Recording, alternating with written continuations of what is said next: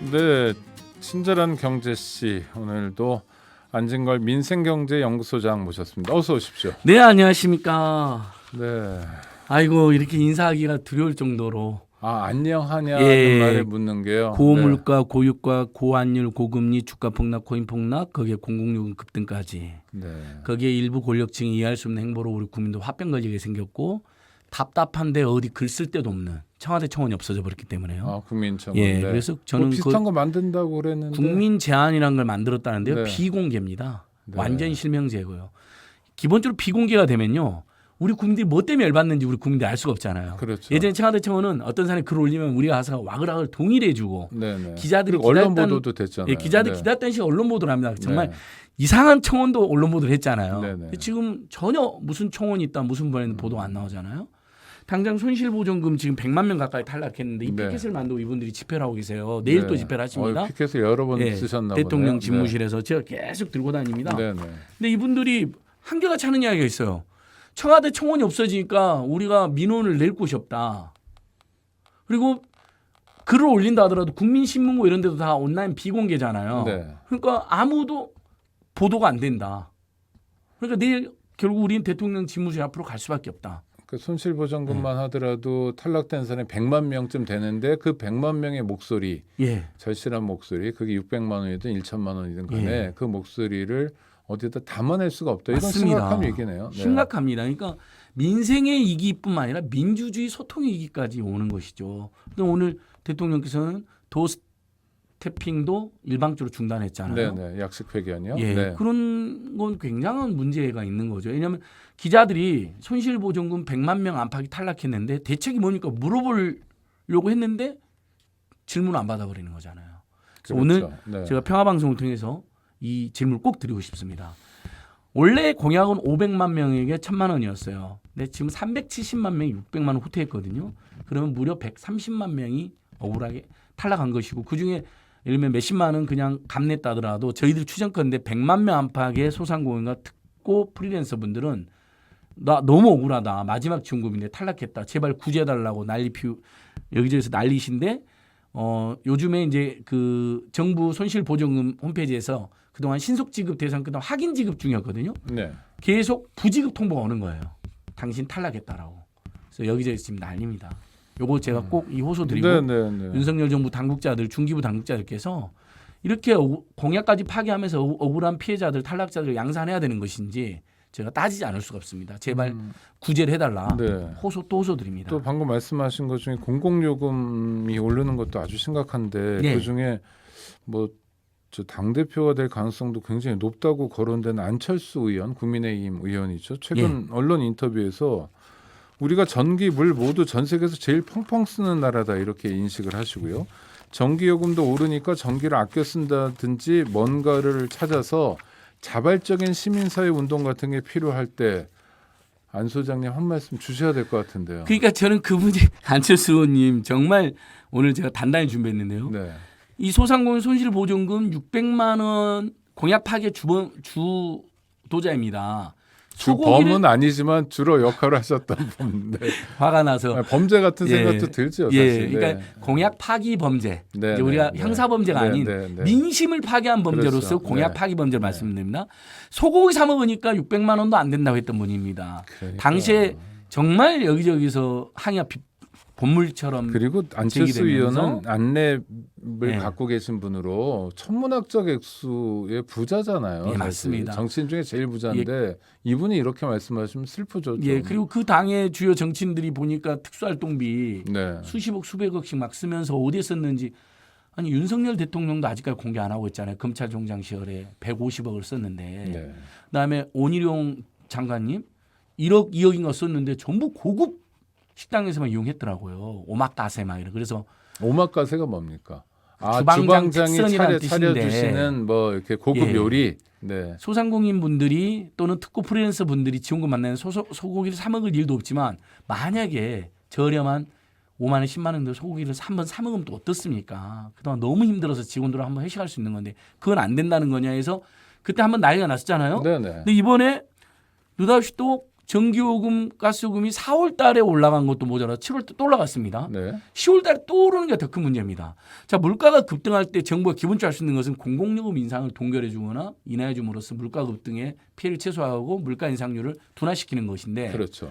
근데 이 서민 가격, 중산 가격에 치명적인 타격을 주는 전기요금, 가스요금 인상 이것은 모든 제조업체의 원가 상승의 원인이 됩니다. 그러니까 물가로는 사실 더 올라가는 더 오릅니다. 요인이 되죠. 고환율로 네. 수입 물가가 올라가잖아요. 네. 원자재 수입 물가와 수입 제품 물가가 올라가서 당연히 인플레 악영향을 끼치는 것처럼 똑같이 전기요금, 가스요금 인상은 바로 물가 인상으로 이어집니다. 그래놓고 온 국민이 왜 공공요금 4월달, 7월달까지 올렸는데 10월달까지 올려야 되느냐. 정말 하반기에 다 같이 고통분담하는 의미에서 고통분담하고 내년에 올리면 안 되냐 묻는데 거기에다가 전기수도 펑펑 써서 문제다 우리 국민들이. 그래서 팩트 체크. 어느 국민이 펑펑 그렇게 쓰나요? 자, 우리 참. 방송 듣는 분들에게 네. 제가 정말 공감되는 이야기 한번 해볼게요. 요즘 대부분의 서민 중산층 가게들이 여름에 특히 에어컨 쓰고 그러면 누진세 때문에 전기료 많이 나오기 때문에 네. 집집마다 어떻게 하시냐면요.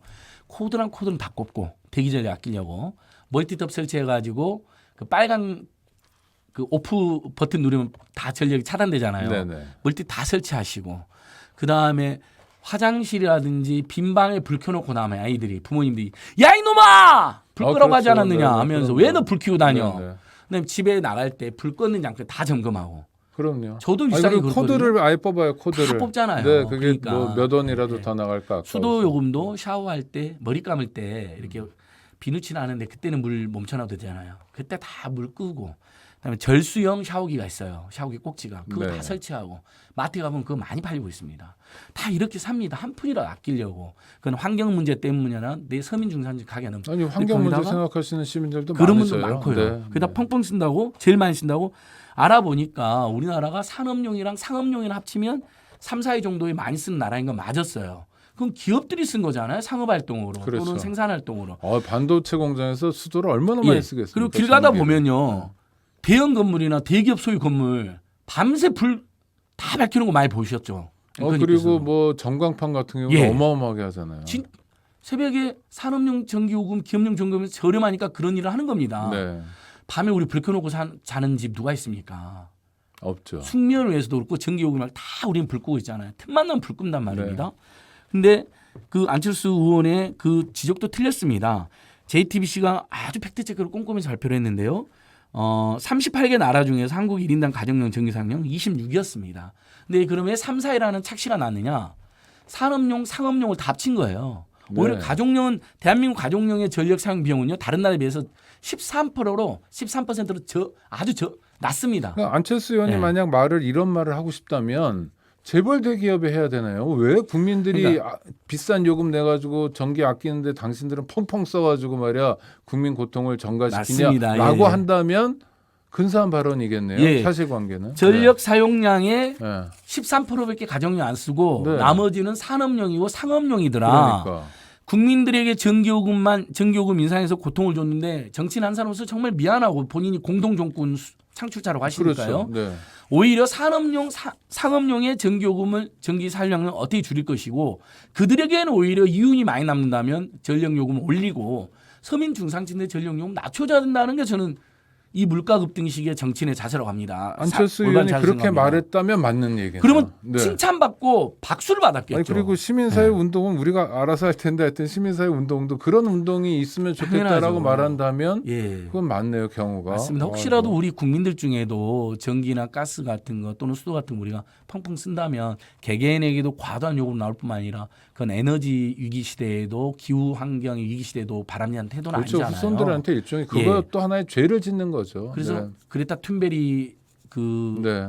그 청년 환경운동가. 운동가를 네. 대한민국 국민들이나 청년들이 존경하고 함께하려고 하는 거잖아요. 그리고 저는 또 안철수 의원이나 윤석열 대통령 너무 아쉬운 게 제가 오늘 또 독일 자료를 갖고 왔습니다. 네, 네. 자, 고유가 고물가 때문에 너무너무 시달리면 기름을 덜 쓰는 문화를 만들어야 되잖아요. 그래야죠. 그럼 사람들 대중교통 이용하게 하면 되잖아요. 근데 대중교통이 너무 비싸고 복잡하면 이용을 안 하겠죠. 네. 그럼 대중교통 요금을 저렴하게 주면 확 유인이 되겠죠.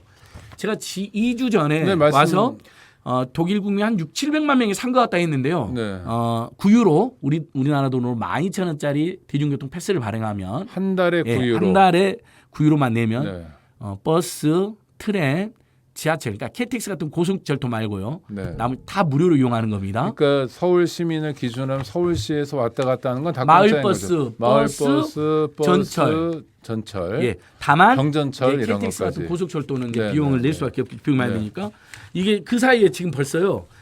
독일에서 빅히트를 쳐가지고요. 네. 2,100만 장이 판매됐습니다. 기존에 패스 판매한 국민까지는 3,100만 장이 팔렸는데요. 이분들이 지금 성과를 어떻게 뽑냐면 일단 고유가 유기에 너무 도움이 된다. 왜냐하면 차를 놔두고 대중교통 이용하게 되니까 두 번째 대중교통 이용했는데 안 그래도 독일이 이제 우리보다는 대중교통 이용 비싼 나라였는데 네. 거기에 딱 12,000원만 들이면 무료로 타니까 생활비 절감에 무척 도움이 된다. 그다음에 하나 더 있어요. 기후기 에너지기에 내 삶을 대중교통 친화적으로 바꾸는 계기가 되었다. 정부에서 네, 그걸 네. 강조한대요. 네. 고유가 고물가 대책으로 우리가 이걸 시행하지만 이참에 우리 독일 국민들이 에너지 고사용의 삶이 아니라 에너지 저사용의 삶. 환경 파괴에 동참하는 게 아니라 환경 위기를 극복하는 삶으로 한번 전환해 보자는 사회적 분위기로 이 대책을 설명한답니다. 이게 이제 오늘 독일 사는 분이 직접 올려주신 글인데요. 일종의 그런 패스가 도덕적 소비, 윤리적 소비 뭐 이런 네. 걸 촉진하고 환경적 소비로까지 나가고 그러면서도 물가 급등한 독일 국민들 서민 네. 근데 중상층들에게는 실제로 도움도 되고요. 천군만마가 되고 네. 한 달에 1인당 몇십만 원 나오던 교통비가 12,000원이면 해결되니까요. 저는 물가로 윤석열- 따지면 우리로 하면 한 7,000원, 6,000원 정도, 아니 8,000원 정도에 한 달을 다 다닐 수 있는 맞습니다. 거니까 예, 예. 어마어마한 거네요. 그러니까 네. 저는 지금 정부와 국회와 여야 정치인 특히 지금 국민들을 열받게 만들었던 윤석열 대통령님의 정부가 할 수 있는 일이 없어요. 안철수 의원의 국민들이 아껴 펑펑 쓰세요. 써서 네. 문제예요. 당신들이 아껴 써요. 이런 발언은 너무 무책임한 발언이고요. 우리가 원하는 발언은 뭐냐면 이렇게 공부를 해서 미국도 30% 대중교통 요금 인하하던데 우리도 오늘 민주당에서 50% 요금 인하 대중교통법을 발의했습니다. 대중교통. 네. 다행이네요. 네, 야당도 네. 그거 했던데 좋다. 굉장히 좋은 제안이다. 독일은 보니까 12,000원만 내면 무료로 이용하게 해주던데 우리도 그거 하자. 이렇게 하면 국민들이 얼마나 박수를 보내겠습니까? 코로나19 시점에 공공성이 강하고 정부의 허가를 받는 독과점 사업자인 방송, 금융, 통신 사업자들은요. 이 위기의 시대에 훨씬 더 많은 영업이익을 누렸습니다. 흔히들 말하는 떼돈을 벌었습니다. 네네. 근데 지금 고통분담합니까? 요금이나 해준 거 보셨습니까? 물가가 급등할 때는 예를 들면 공공요금이나 준공공 서비스 요금을 진정시켜주거나 인하시켜주게 되면 물가 인하 효과가 발생하잖아요. 그렇죠. 오히려 요금을 급등하고 있어요. 네, 고통 분담이 아니라 서민에게 전담시키는 구조 같아요. 네. 제가 댓글들 보니까 이건 아마 한번 서민 중산 한번 죽어봐라라고 하는 거 아니야. 아이고, 이런 네. 살벌한 댓글 달려 있어요. 근데 아니, 그런 말이 나올 수밖에 없는 게 재벌 대기업에는 수조원 법인세를 깎아준다 그러면서 서민들에게는 물가 급등, 전기요금 급등하면서 임금 인상은 또 안 된다는 거예요. 마지막 생명줄이 임금 인상이잖아요. 최저임금도 별로 안 올랐죠. 네. 안진걸 소장님과 말씀 나누다 보면 이렇게 시간이 쫓깁니다. 그래서 다음에, 다시 한번 네, 또 교통비, 모시고요. 통신비를 대폭 절감하는 정책을 네, 촉구한다. 네. 그러면 물가 급등 시기에 굉장히 도움이 된다. 또 호소 드려봅니다. 알겠습니다. 안진걸 소장님 감사합니다. 예, 감사합니다. 네, 청취자 여러분 감사합니다. 내일 화요일 오후 5시에 뵙도록 하겠습니다. 내일 평화 공감은 김종대 전 의원이 출연합니다. 감사합니다.